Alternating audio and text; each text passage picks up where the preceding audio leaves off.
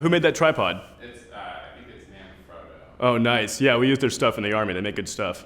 Like, what do you use the tripods for? Sniping and like long-range observation. Sit your sniper rifle on top of it, get a good steady shot.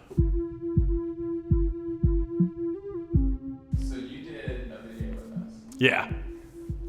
What was it? It was a video about my time in Afghanistan, my time during the war, and how it was to kill someone. If they mean to do harm to myself or my family, I'll do anything I can to prevent them from doing it. If it means taking their life, fuck them. They've chosen their path. Did you think it was being exploited?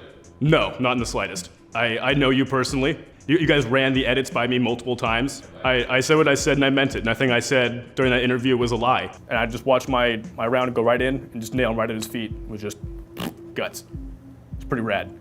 It's hard to stomach that for some people. It's hard to swallow it, but the truth's the truth.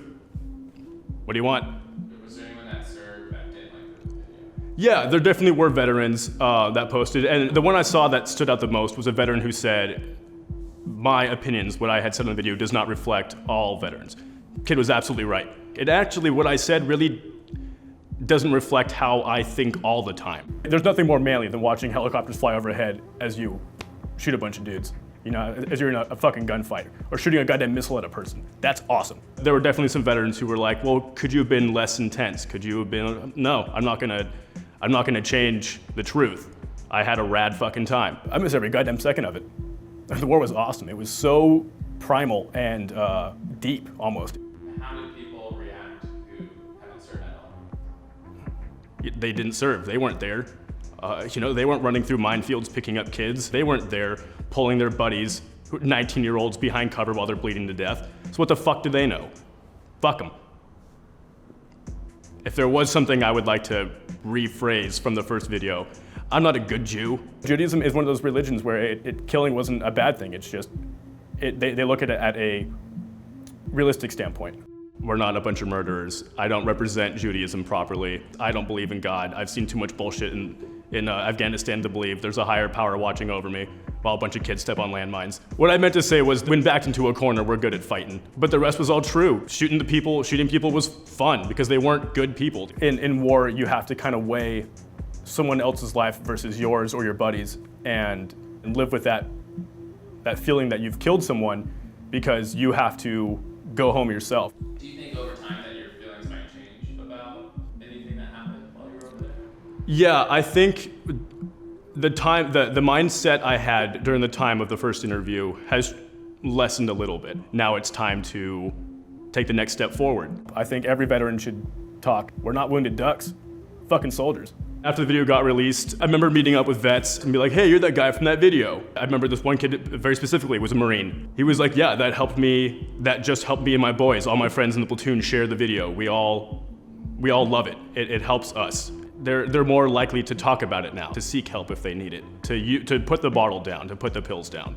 What was your experience coming back? Were you using alcohol or? Yeah, definitely. Yeah, when I came back, it was real hard. My young life was, from 18 to 24 was go and kill and die and kill. So we come back to a society that's like, maybe you're not quite right in the head. And yeah, maybe you're right. Did you ever have signs of PTSD? Oh, without question. When I first got back, motorcycles that would backfire, I'd hit the ground. You'd see trash in the road, swerve out of the way real quick. A lot of drug use, because you want to feel back on that high again. I've never felt a better drug in my entire life than the adrenaline I felt during combat. It felt like ancestors were inside me, Like you're doing something that mankind's been doing ever since we've had mankind. So how did you transition into bettering yourself? After the first interview I did, I started taking school a lot more seriously. I'm actually just about to get my minor in psychology. The game plan is to go to get my bachelor's in that, go into grad school, get my PhD, and help veterans like myself transition properly and prevent more suicides. I've had friends die since the first interview. I've had friends die, and I don't want that to happen again. We shouldn't be dying out here. Is therapy taboo? Therapy isn't. Yeah, it is. The reason why therapy is taboo is a lot of us guys are. When we get out, we're infantrymen. We chose the most dangerous job you can do. So the last thing any of us need is to go talk to some shrink. But in actuality, that's not how this works. You can't be some stubborn lone wolf and still lead a productive life. Everyone needs help once in a while. That's why people like me are important, is we were infantry, we were there. We're the ones that we can talk to. So it's important for vets to go out and talk to someone, because it's statistically shown to make you get better. Is there anything else you want to talk about that's important to you? Yeah, no, I definitely think there's a couple companies out there. Mission 22 is a real good one, preventing veteran suicide. We have one of the best support chains on planet Earth. If you think you're alone, it's because you're making yourself be alone. Your boys are out there.